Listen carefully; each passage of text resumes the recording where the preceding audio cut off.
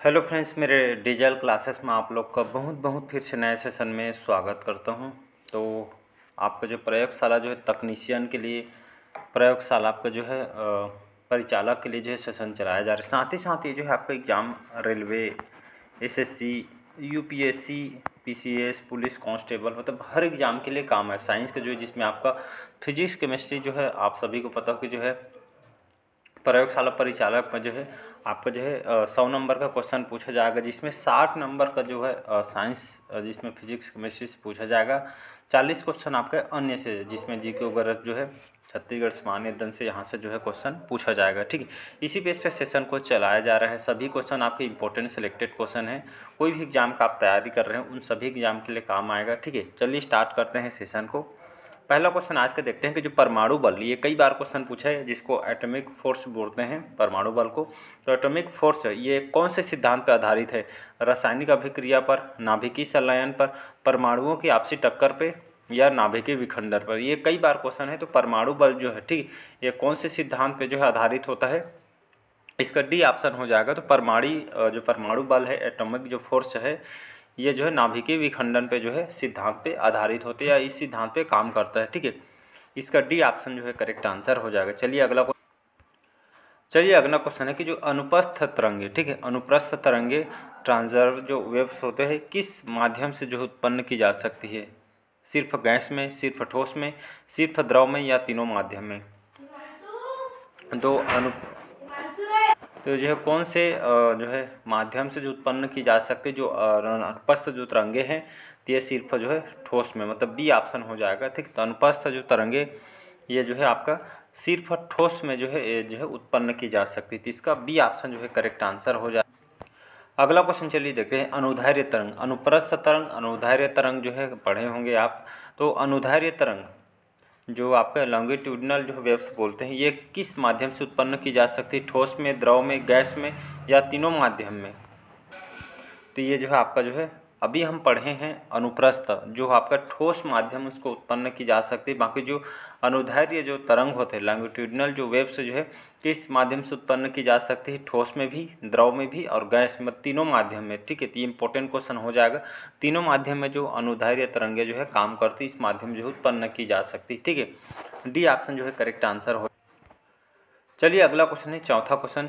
सूर्य एवं तारों से, ठीक है, सूर्य एवं तारों से प्राप्त ऊर्जा एवं प्रकाश के स्रोत है नाभिकीय विखंडन, नाभिकीय संलयन, वर्ण विक्षेपण या विकिरण। ये भी कई बार क्वेश्चन है। सूर्य और तारों के जो, ठीक है, सूर्य और तारों से जो प्राप्त ऊर्जा एवं जो प्रकाश के स्रोत जो है आपका नाभिकीय संलयन होते हैं। ठीक है जी, इसका बी ऑप्शन हो जाएगा। तो सूर्य और आपका तारों से जो प्राप्त ऊर्जा या जो प्रकाश जो हमको प्राप्त होती है, ये जो स्रोत है आपका नाभिकीय संलयन के माध्यम से जो है प्राप्त होती थी। इसका बी ऑप्शन जो है करेक्ट आंसर हो जाए।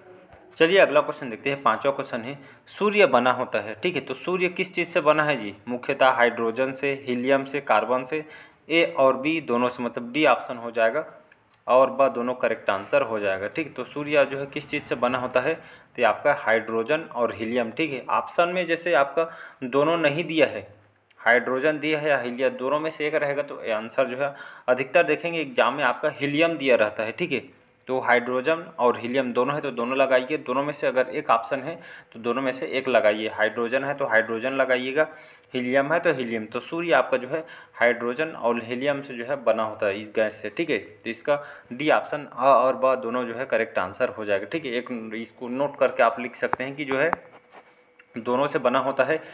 जो भी ऑप्शन रहेगा उस हिसाब से दोनों है, दोनों या तो सिंगल सिंगल रहेगा तो आप उसको लगा सकते। चलिए अगला क्वेश्चन देखते हैं यहाँ पे। ऊष्मा का एसआई मात्रक, ठीक है, ऊष्मा का एसआई मात्रक होता है सेल्सियस, फ़ारेनहाइट, जूल या वाट। तो ऊष्मा का एसआई मात्रक आपका जूल होता है। ठीक है जी, तो ऊष्मा का एसआई मात्रक याद रखना जूल होता है। तो इसका सी ऑप्शन हो जाएगा। उसी तरह आपका जो है ताप का एसआई मात्रक होता है केल्विन, एम्पियर, कैंडेला या कैलोरी। ठीक है, ये आपका कैंडेला ऊर्जा का है। ठीक है, तो यहाँ पे जो है ताप का एसआई मात्रक जो है आपका केल्विन होता है। ठीक है, तो कैसे ताप को जो है कैसे निरूपित करते हैं? तो केल्विन से जो है निरूपित करते हैं, तो एसआई मात्रक आपका केल्विन होता है।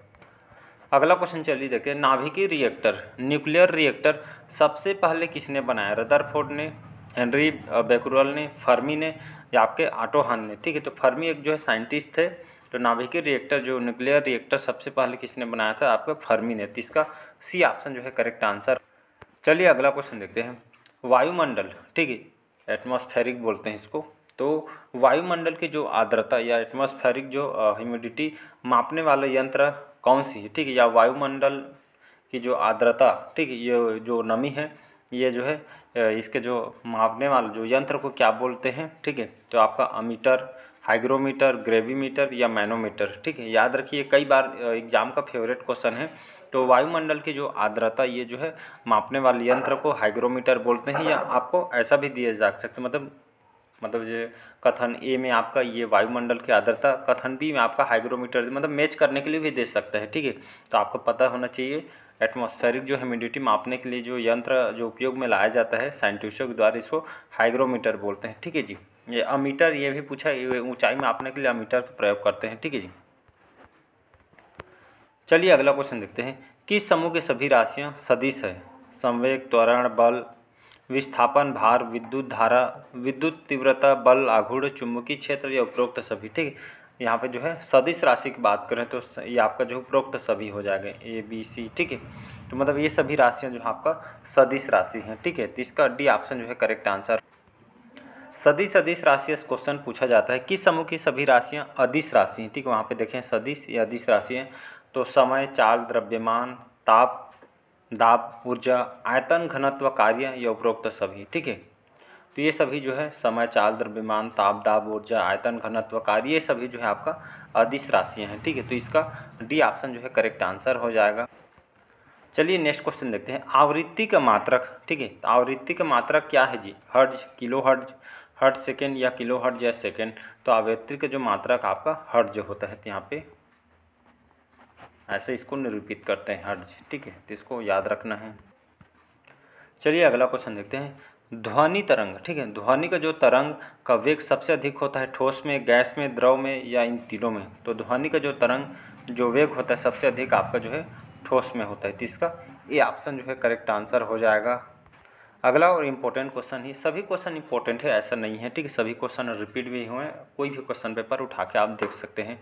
पराश्रव्य तरंगे, ठीक है, पराश्रव्य तरंगे वे तरंगे हैं जिनकी आवृत्ति परिसर या जिनकी आवृत्ति कितना होता है 20 हर्ट्ज से कम, 20 हर्ट्ज से 20,000 हर्ट्ज के बीच या 20,000 से अधिक है, या उपरोक्त में से कोई नहीं। तो जो पराश्रव्य जो तरंगे हैं जिनकी आवृत्ति यहाँ पे जो है 20 हर्ट्ज से जो है अधिक है, तो इसका जो है सी ऑप्शन जो है करेक्ट आंसर हो जाएगा। पराश्रव्य तरंगे जो है 20,000 से जो है अधिक होती हैं इसकी आवृत्ति परिसर, इसका सी ऑप्शन हो जाएगा करेक्ट। अगला क्वेश्चन है, किस तापमान पर सेंटीग्रेड एवं फ़ारेनहाइट, ठीक है, किस तापमान पर सेंटीग्रेड और फ़ारेनहाइट तापमापियों के मान एक समान होते हैं? तो -40 डिग्री सेल्सियस। ठीक है, याद रखिएगा। तो आपका जो है कौन सा तापमान पर सेंटीग्रेड और फ़ारेनहाइट तापमापियों के मान जो है एक समान होते हैं? तो -40 डिग्री सेल्सियस, ये जो है आपका जो है सेंटीग्रेड और फ़ारेनहाइट तापमापियों के मान एक जो है समान होते हैं। इसका बी ऑप्शन जो है करेक्ट आंसर हो। चलिए अगला क्वेश्चन देखते हैं कि जो है मानव शरीर का टेम्परेचर, ठीक, मानव शरीर का जो ताप होता है ये आपका 37 डिग्री सेल्सियस, 98.6 डिग्री फ़ारेनहाइट, या आपका 9.6 डिग्री फ़ारेनहाइट और वह दोनों। ठीक, तो मानव शरीर का जो टेम्परेचर जो तापमान कितना होता है, तो आप इसको जानते हैं। ठीक है, जैसे आपका डिग्री सेल्सियस में है तो 37 डिग्री सेल्सियस, फ़ारेनहाइट में है तो आपका 19.8 जो है फ़ारेनहाइट डिग्री फ़ारेनहाइट होता है। ठीक है, तो सेल्सियस में फ़ारेनहाइट में दिया रहेगा, मतलब उपरोक्त दोनों। तो ऑप्शन में सेल्सियस में भी दे सकता है आपको, फ़ारेनहाइट में भी दे सकता है। ठीक है, तो दोनों का मान आपको जो है पता होना चाहिए। ए और बी दोनों इसका जो है करेक्ट आंसर हो जाएगा। चलिए अगला क्वेश्चन देखते हैं। किस ताप पर पानी का जो आयतन न्यूनतम एवं घनत्व अधिकतम होता है? ठीक है, तो यहाँ पे जो है 4 degree Celsius, 5 degree Celsius, 7 degree Celsius या 0 डिग्री सेल्सियस। तो कौन से ताप पर पानी का जो आयतन न्यूनतम और घनत्व अधिकतम होता है? तो इस याद रखिए इस मान को, 4 डिग्री जो है सेल्सियस पे जो है ये इस पे जो है इस ताप पर जो है पानी का आयतन यहाँ पे न्यूनतम एवं जो है घनत्व अधिक होता है। तो इसका ये ऑप्शन जो है करेक्ट आंसर। अगला क्वेश्चन है, शुष्क वायु में ध्वनि की चाल, ठीक है, शुष्क वायु में ध्वनि की चाल कितनी होती है? 18,000, ठीक है, मतलब 1,80,000 किलोमीटर, 6400 किलोमीटर, 332 मीटर सेकेंड, या आपका 764 मीटर सेकेंड। तो इसका सी ऑप्शन हो जाएगा 332 मीटर प्रति सेकेंड जो है शुष्क वायु में ध्वनि की चाल होती है। ठीक है, तो शुष्क वायु में ध्वनि की चाल ये क्रम को याद रखिएगा, ये मतलब मान को 332 मीटर प्रति सेकेंड होता है। सी ऑप्शन जो है करेक्ट आंसर हो। चलिए अगला क्वेश्चन देखते हैं। एक प्रकाश का, ये कई बार क्वेश्चन है, ठीक है, प्रकाश वर्ष का मान पूछा गया। तो एक प्रकाश वर्ष बराबर होता है 9.46 इंटू 10 के घात 15 मीटर प्रति सेकेंड, या 8.46 इंटू 10 के घात 15 किलोमीटर प्रति किलोमीटर, 9.46 इंटू जो है 10 के घात 9 मीटर, और ब दोनों। ठीक है, तो इसमें कन्फ्यूज नहीं होइएगा, ये आपको कन्फ्यूज़ करने के लिए जो है इसका जो आंसर हो जाएगा यहाँ पे और ब दोनों होगा। ठीक है जी, तो एक प्रकाश वर्ष बराबर कितना होता है, ये मान दोनों को याद रखना है। ठीक है, 9.46 इंटू 10 के घात 15 मीटर, ये जो है प्रकाश वर्ष के जो है बराबर होता है। और यहाँ पे जो है, और ऑप्शन में यहाँ पे 1 मिनट ना, इसका जो आंसर है यहाँ पे जो है 8 ये आपका ए ऑप्शन होगा। ठीक है जी, यहाँ पे कन्फ्यूजिंग है क्योंकि ये इसका जो है 9.46 इंटू 10 के घात 15 मीटर जो है ये जो है प्रकाश वर्ष का जो है ये आपका मान है। तो इसका ए ऑप्शन होगा, ना कि बी ऑप्शन। ठीक है, तो इसका ए ऑप्शन आपको याद रखना है। यहाँ पे किलोमीटर प्रति सेकेंड रहेगा। ठीक है जी, तो इसको आपको याद रखना है। चलिए अगला क्वेश्चन देखते हैं कि जो है जड़त्व का गुण। ठीक है, जड़त्व का जो गुण प्रत्येक वस्तु में होता है, किसी किसी वस्तु में होता है, किस वस्तु में नहीं होता है, केवल गतिशील वस्तु में होता है। ठीक है, जड़त्व का गुण जो है प्रत्येक वस्तु में होता है। ठीक है, जड़त्व का नियम पढ़े होंगे, तो जड़त्व का जो गुण होता है प्रत्येक वस्तु में जो है प्रदर्शित करते हैं, इस सभी वस्तु में जो है होता है। इसका ए ऑप्शन हो जाएगा यहाँ पे करेक्ट आंसर। चलिए लास्ट क्वेश्चन देखते हैं आज का। कार्य का एसआई मात्रक, ठीक है, जूल, केल्विन, कैलोरी या हार्स पावर। ठीक है, तो कार्य के जो एसआई मात्रक यहाँ पे जूल होता है, तो इसका ये ऑप्शन जो है करेक्ट आंसर हो जाएगा। चलिए आज के सेशन आप लोग को कैसा लगा कमेंट करके जरूर बताइएगा। पहले बार आए तो चैनल को सब्सक्राइब करके रख लीजिएगा ताकि नोटिफिकेशन आप तक पहुँच पाए। Thank you.